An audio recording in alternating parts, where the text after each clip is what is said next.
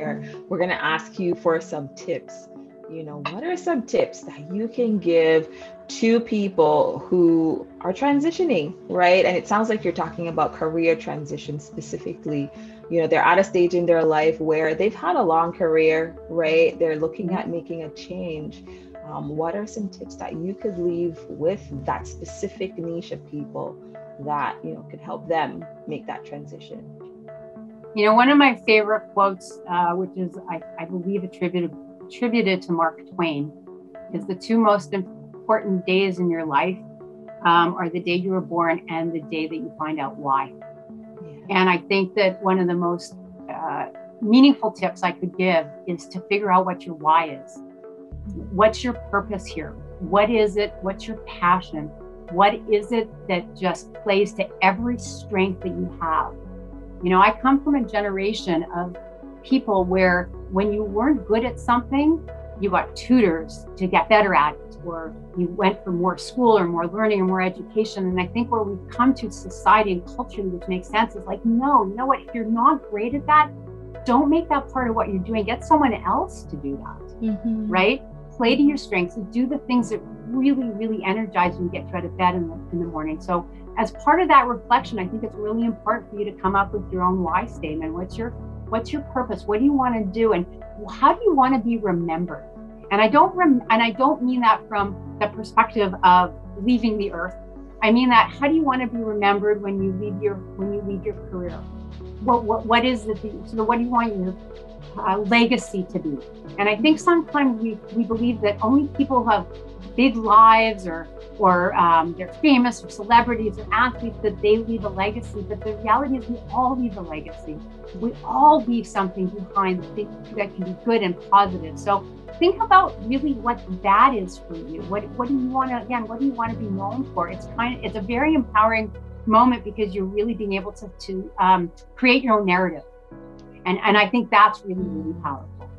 So I think that would be the piece that I would add. And then I think to something that you said earlier as well, is about your values. What do you value? Really look at your values, what matters to you.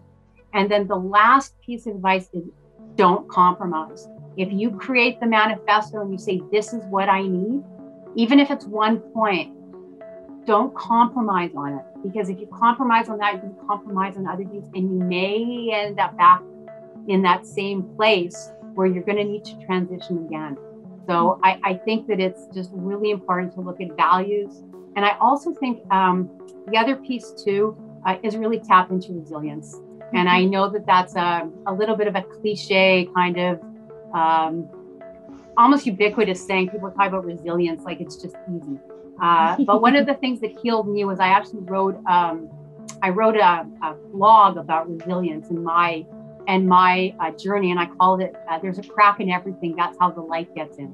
Yes. And my belief was and my reason for writing that is saying, you know what, when you are feeling broken, because it's only you feeling broken, but that's okay, because that's how light gets in for you to get to the next place, to do that transition where all of a sudden you don't feel broken anymore, and you can be that whole person that just lights up the world. Because that's what we need, is we need more people to light up the world. We have enough negativity. From what I'm hearing from you, you're leaving us with some tips, right? So you started off with sort of that idea of grounding, right? Like finding ways that you can be in the present moment and checking in with yourself, right? Using the senses that you have to recognize where you are right now in the present moment.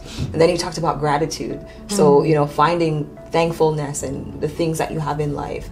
And that sense of gratitude helps you to be able to, keep going for the next day and the next day and the next day, even though sad times come, right? And then that's the third thing you talked about, sort of embracing the emotions that are there for you. Sitting in them, feeling in them.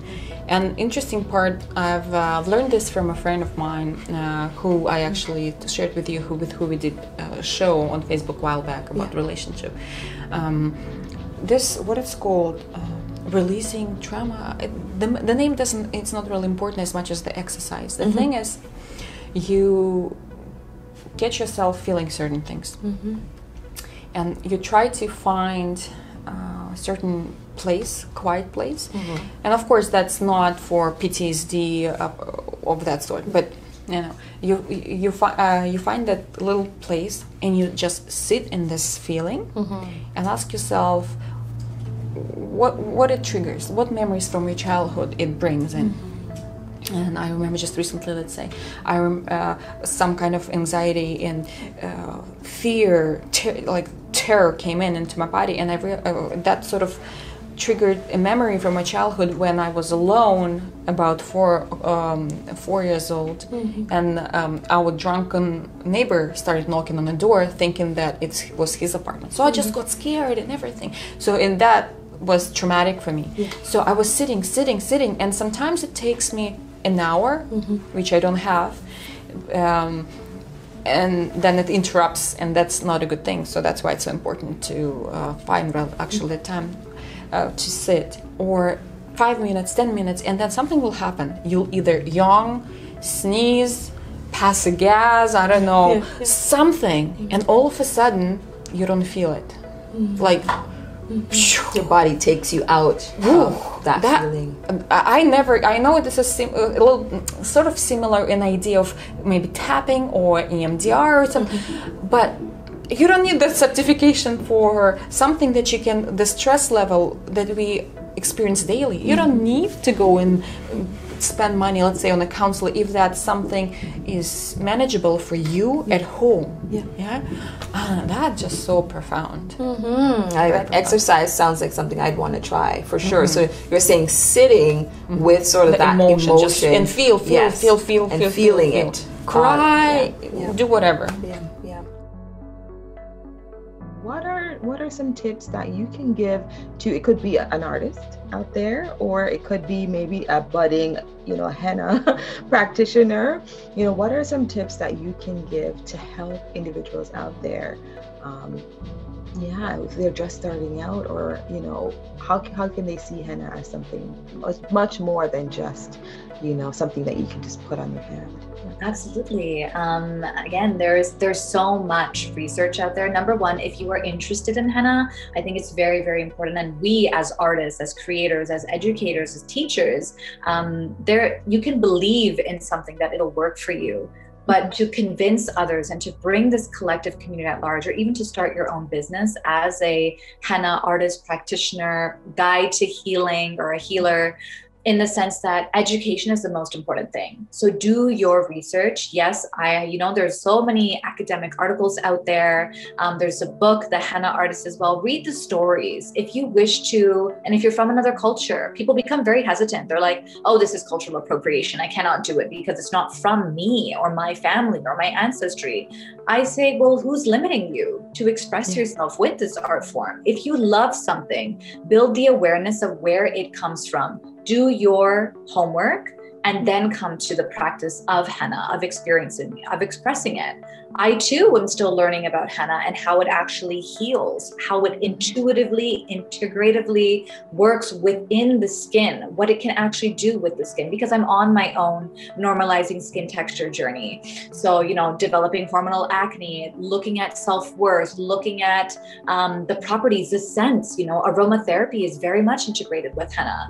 And many people are not even using pure essential oils. And if you use pure, you have to be very careful, because, for example, if you're using a certain type of lemon essential oil, you have to look at photosynthesis, right? Like how that's happening.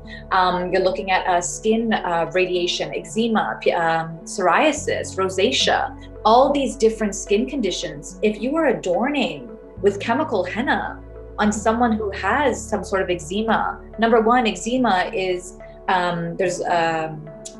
oh my goodness, I'm losing the word here, but in regards to the pathology of eczema, you see that the skin is shedding.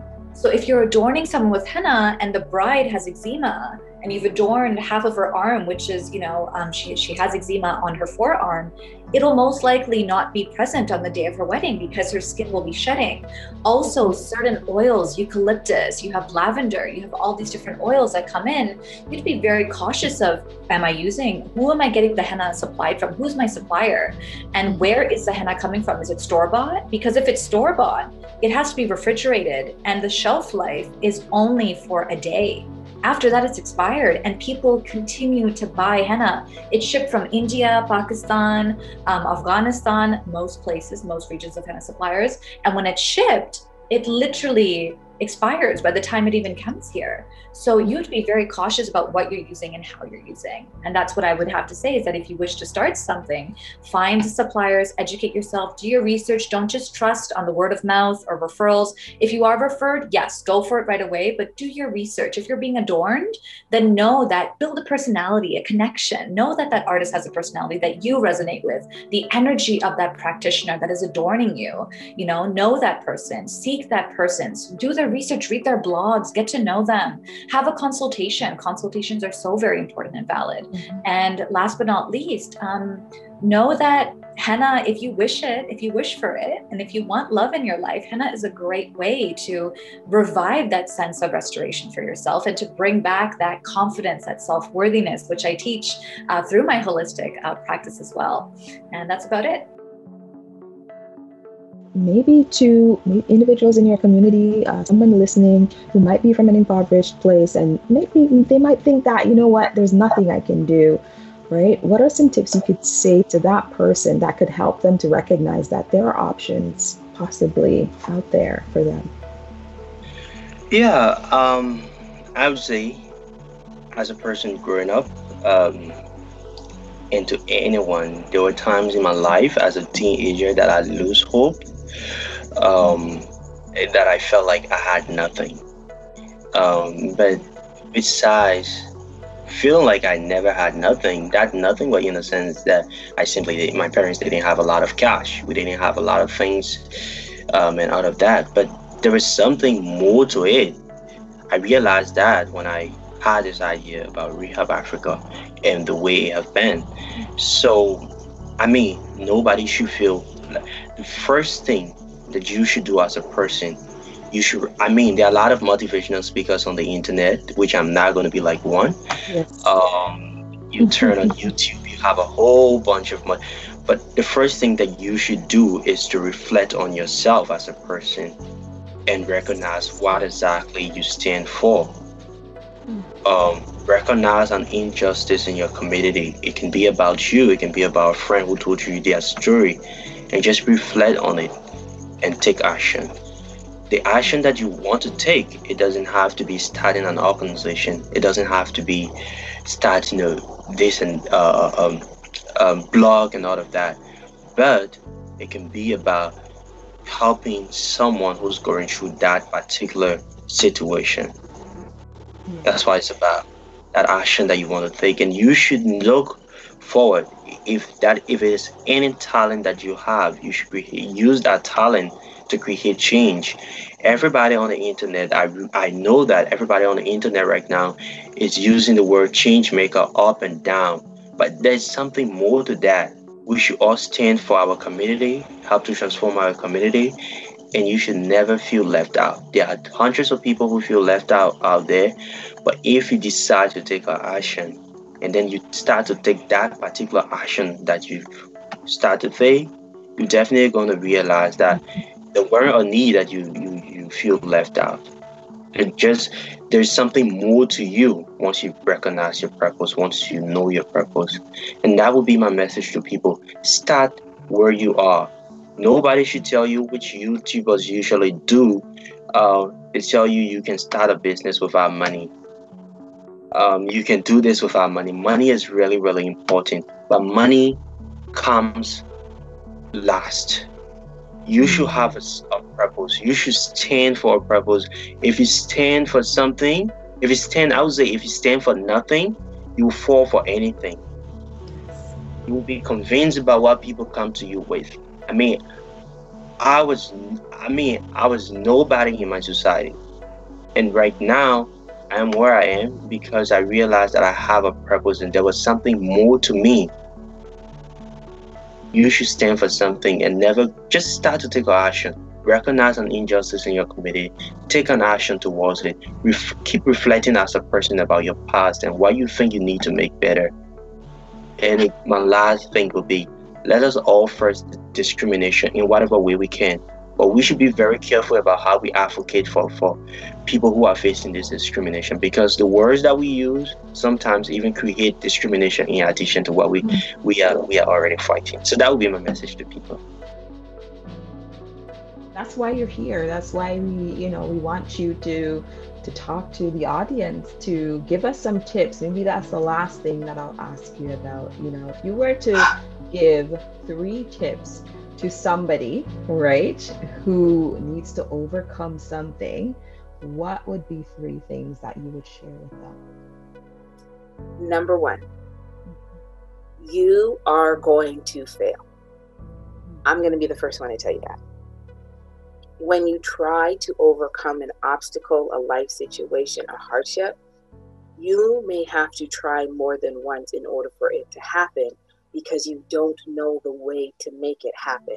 So you either have to get a mentor, or you have to study it and be patient with yourself, just like you were patient riding the bike, as mentioned before. So be patient with yourself as you go through that. Second, there are 4 C's to success that will always help you overcome and keep moving in that place. You want to be coachable. You want to be in a place where you're willing to learn. Understand that you don't know everything. A wise person says that they know nothing, right? Be coachable in the area into which you want to move into or out from. The second C is being consistent. Continually be consistent in what it is that you are trying to move into, what you're trying to achieve. If you do it every once in a blue moon, it's not really going to be a stepping stone. But if you do it, you're going to get that wheel moving. Third C, communication. Always make sure you communicate what it is that you want to do for yourself, and your community will show up. And the third thing is love yourself through this. Love yourself and fight for yourself. If you don't fight for yourself, no one else is going to fight for you or with you. Make sure that I want to tell you that you're worth it. I want to tell you, if no one else has ever said it before, you are worth fighting for. You are worth having happiness. You are worth having freedom. You're worth living in areas that make you smile in the morning. You're worth it. And if you need to be the only person that tells yourself that, then do it. But you are worth achieving your dreams. You are worth allowing that what is in your mindset, what it is that you think in your head, the things that you want to achieve. As long as you aren't hurting other people, you are allowed to go and fight for it and have it. I wish you blessings as you try to achieve it. Could you tell us, do you have any tips for young Black, female STEM individuals who want to invent something? Do you have any tips for individuals out there if they want to do something like this? Yeah, so I'm in a tech startup, and usually things are pretty private. Move in silence, if you understand what that means. Just keep things quiet. I kept my company and my invention private for many years. It's better that way. It's important if you're trying to get things patented. Keep it quiet. No one needs to know what you're doing. I've always been private. I didn't even tell my parents until about 3 years ago what I was doing. I think that keeping things private is important. I think you could adopt this to any journey you have going on in your life. You can tell your family, but sometimes keeping things from friends is good. I'm not telling you to be suspicious of people or anything like that, but it's better that way, to just move in silence. And the best thing is just to do this so that you can keep your edge. Another tip is to go with God. Business is risky and there's a lot of roadblocks. You'll know if you should continue when God opens the door. God helped me to find my business partner. She just loved the idea, and she really helped out in the business when it was first going. And the prototyping engineers, they were so excited to help as well. We're still looking for angel investors, but we're in talks with some angel investors, and they're very excited as well about the product. They think it's really great. I couldn't have done this without the help of God. It's just incredible to see what he's done and what he can do. I wouldn't have thought of any of this if it wasn't for God. It's just incredible. Pray that God will open doors for your business and see where he leads. Each door opens with prayer. Maybe what you could share are maybe some contact points where people could get information maybe about COVID in their area. What would be, is there like a 1-800 number? Is there like a website or something like that? Yeah, I mean, so where I am in New York, 311, I think in Canada, in Vancouver, it's 411. So here it's 311. And it really is a one-stop shop for all sorts of resources and support, like literally anything that you want to know about, the person answering the phone can direct you. So like if you had questions about COVID, if you had questions about the vaccine, if you had questions about mental health, if you had questions about finding a place to live, like it's that one number, 311. So in New York City, I'm imagining in Vancouver, it's 411 is probably the number for kind of general information, and then for health information, I believe it's still 811. I don't think that's still changed. 811, yes. Yeah. So if you have any kind of health questions, it's funny that you brought that up about resources, because I think a caveat that we really need to kind of bring up is the reliability of the sources that we get our information from.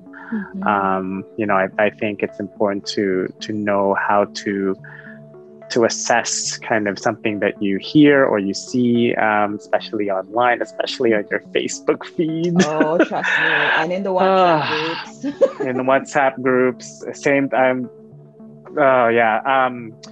So I think just as important as knowing where to find the information is either having some basic skill set on how to assess a web page or an information you're getting to see whether it's accurate, whether it's reliable, versus something that might be a clickbait or something that might be kind of rooted under conspiracy theory sort of things that might actually be doing more harm than good. And so kind of having someone that you can trust to kind of run that information with. Usually I would say someone, if there's a healthcare professional in your life, they may be a good resource to run that through. I would say, I think the CDC for each individual countries, wherever people are listening to, most countries have a CDC, the WHO. Those are usually very good sources for information with regards to COVID, regards to mental health. They rely on many different scientists to kind of look at an information and kind of come to a consensus to say whether this is good or not. So those can be some general information I think would be a good place to start. But I really want to stress the fact that the quality of the information you're finding is just as important, because I remember last year people were drinking bleach, they were taking a medication that sounds similar in name to the medication that the hospitals were using to treat COVID patients, and they themselves getting poisoned by it. And so it's just as important to know where to find good information, reliable information, and who to turn to if you're confused about what you're seeing, if you're confused about what you're hearing. Can you share any tips, with individuals who are maybe new immigrants to BC or to Canada? If you could give them any tips that can help them to make a transition, career-wise or personally, what are some tips you could give them? I think I would even go a bit further back and say, before you even move to Canada or make that transition, recognize that what you're doing is an extremely brave step. You know, it's not for everyone. And for those that decide that, you know, they're going to be the pioneers and go out there into a whole new world where you have no connections. And if you're like my dad, you have no family either when you move. You're literally the only person that you know.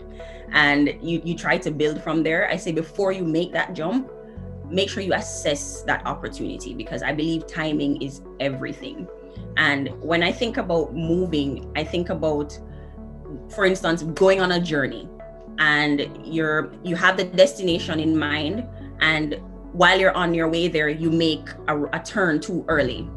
And making that turn too early could lead to two things, I think, or even more. But the two things that come to my mind are, one, it makes your journey even longer than it needed to be, because you took that turn too early, and I guess try to put yourself back on the right path. You're taking more turns than you would have, and it extends that journey even longer. So jumping into migrating before you are ready to do so could result in the process being harder than it needs to be. And then the other thing I would say, when you're preparing for that process, if you take that turn too early, it could possibly even lead to you not really maximizing your true potential, because you moved ahead of the time that you were really supposed to go. Mm-hmm. And so it's important that you really sit down and you figure out when is that right time. And for me, it was making sure that I had savings, that, you know, I was in a place where I was mentally ready to go. Because when you get to a whole new place, and you will be lonely, and you'll miss all of those connections that you had back home, your family, all of those friendships that you had to leave behind to, you know, pursue your dreams. And having no support, knowing no resources or readily available resources, and having to know to go through that process of building your whole life here, it can get lonely. And if you're not, you know, mentally prepared for it, you could go through regret, depression, all of those things that come with being in an unstable mental place. And so putting yourself in that position for you to say, yes, I'm ready, no one's forcing you to go, you go at your own time, is key. So that's one thing. And then when you're here now, I think one of the things to really hold on to is why you came in the first place. And, you know, holding on to that dream, knowing that you will get rejection, knowing that it's not going to be an easy first step, knowing that it will take time, and having all of those things in mind, and not being hard on yourself when you aren't getting the results that you were hoping to get by a certain time, I think is absolutely critical. And just holding on to the mere fact that you've taken this brave step. The bravest of people take losses, or as they would say, they take L's. And so there may be many L's coming your way, but it doesn't mean that you can't get victorious at the end of it. I wanted to find out from you if you had any tips. You know, I know your page is filled with a lot of tips, so we'll be sharing Bria's Instagram, you know, account in the description below, so you can go check her out. But Bria, if you had any tips that you can leave for people that are listening to this post, maybe it's women, maybe it's millennial women, maybe it's millennial women with mental health challenges, or millennial women that just feel a sense of, you know, low self-worth, and could use a pick-me-up. What are some tips that you can give to them?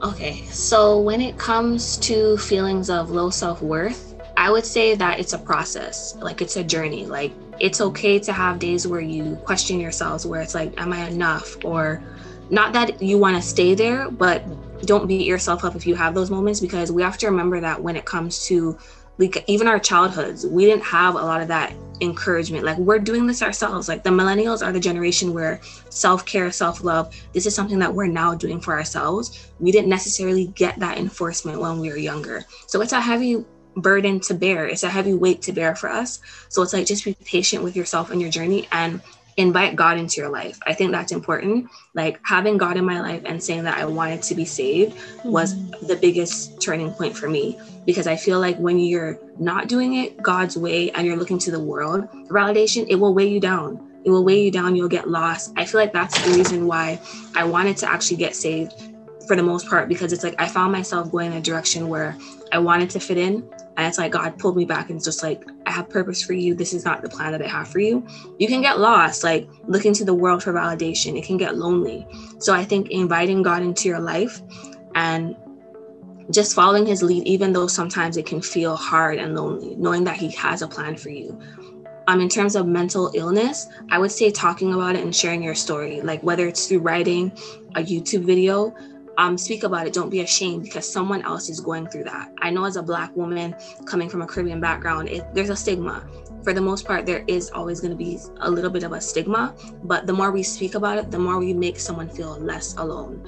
And you're not abnormal for dealing with depression or bipolar disorder or schizophrenia. Like, things happen. Like, I never thought I would get depression. I never thought I would be taking medication every day for my depression, which is not something I tell people very often, but it's just, things happen, but God can use a bad thing and make it into something good. So share your story if you're comfortable.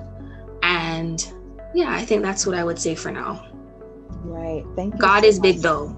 If you're taking that step and you want to follow God, it's hard. The temptations are real. Being a young 20-something, we're in an over-sexualized world where everyone, am I sexy enough? Am I this enough? But following God's lead can really protect you from a lot of things. Like, I'm 26, I haven't even been to a club. Like, I haven't been to a club. Like, there's a lot of things that I didn't do. But it's like, now that I look back, God had me on a path. I wouldn't be able to have a page if I was saying, oh, I'm not good enough, let me just follow everyone else. So follow God's lead. There's a lot of protection. All right. If you were to give, people that are in your situation, because it sounds like the population that you're talking about that you would stand for are people that have maybe been in their jobs for multiple years, in their field for multiple years, and they're not happy, right? They're very good at what they do, but they're not happy. There's something missing. Something that they probably have always wanted to do, a passion. What would you tell them? What are some tips you can give to them? Everyone has purpose, and you know what your purpose is. Just don't be afraid to take the risk. So whether you're a life insurance agent at age 53, and this is a real life example I'm giving you, and you've always wanted to become a nurse, go to school and become a nurse. And the real life example, she's graduating in August. Don't be afraid to take the risk. Because everybody knows what their calling is. There's this deep sense down in your heart. You know what your purpose is. You know why you're here.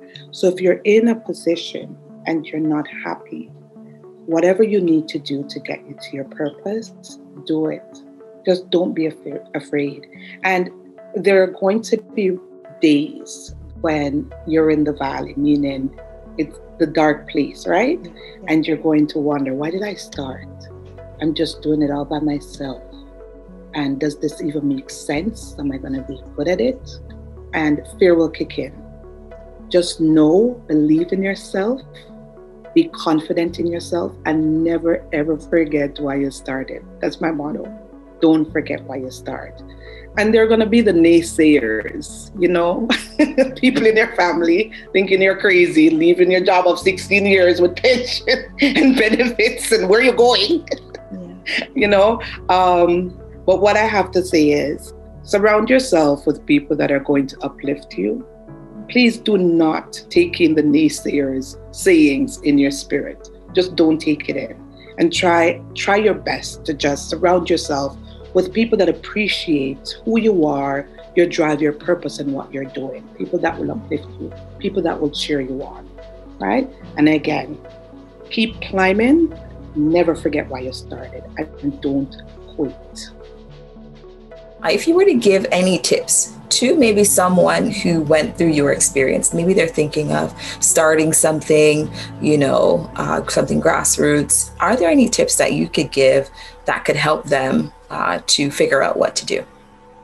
Yeah, I would say do your research and know your why. I know that that's a common thing, but it really is important to know why you're starting something, because the why is what's going to keep you going. Because you're going to have a lot of times where you feel discouraged, especially if it's something that's grassroots or entrepreneurial, because you don't have as much funding going on.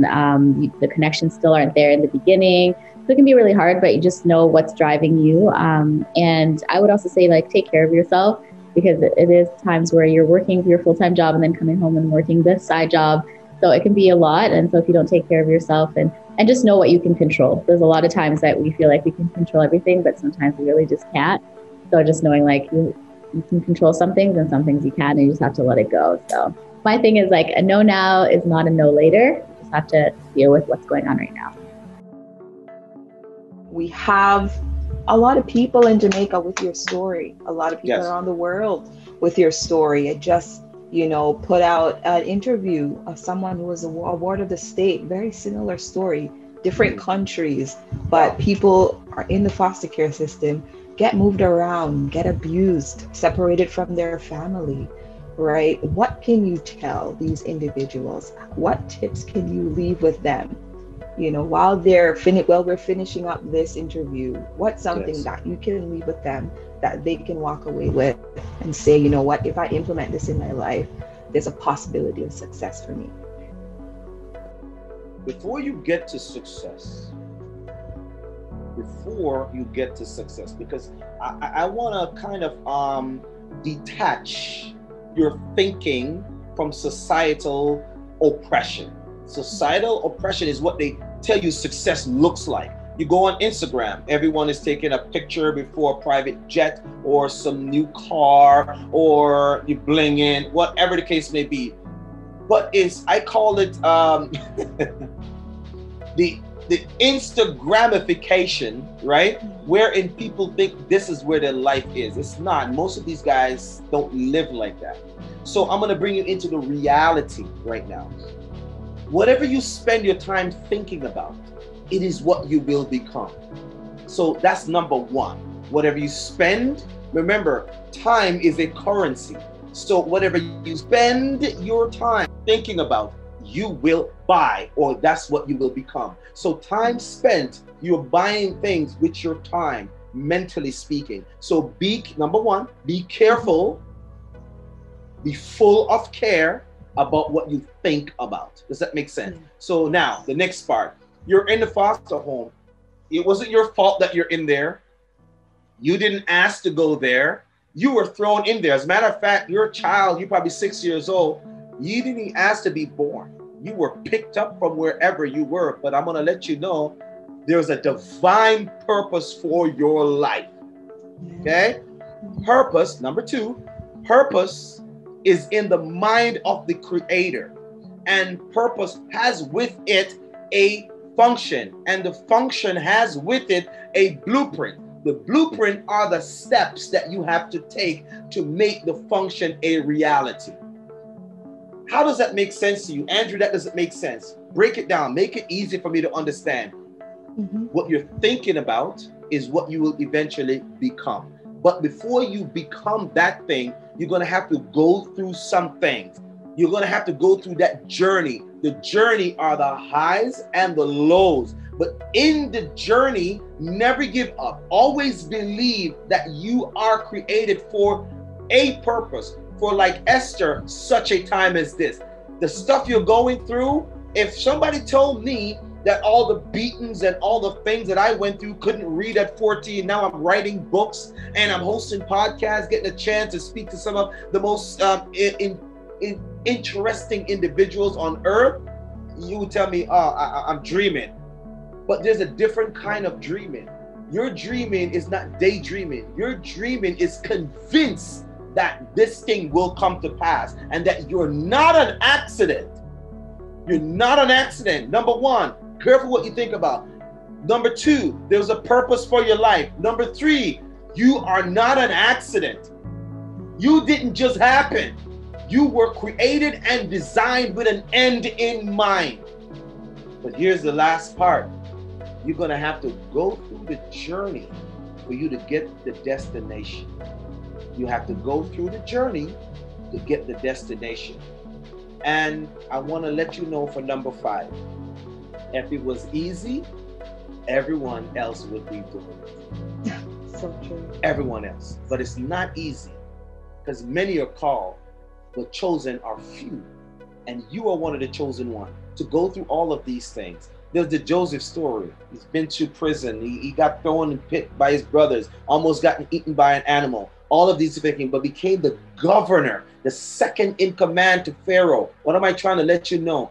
you are getting ready for greatness. Greatness is inside of you. And your goal is to create the greatest impact in your area of expertise by using all the stuff that you've been through that shape you to become the diamond in the rough that shines so the world can see a better person that they've never seen before. And lastly, you're just like a fingerprint.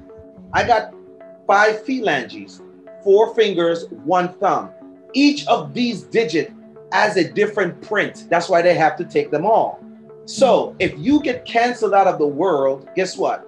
The world is not complete. You're here to complete the world. And if we snatch you out of the world will be incomplete. And this would be a part of the world that they would never experience if you were not here. You're needed, you're necessary, we need you. Life is not completed without you being here. So whatever you're going through, don't pull the plug. Don't pull the plug. Just wait right there. Just wait right there. Wait right there. And I'm telling you right now, rescue is on the way. Your 911 is on its way. Maybe delayed, is not denied. I was where you were, and today I live to come back to tell you, just hold on. Your 911 is on the way.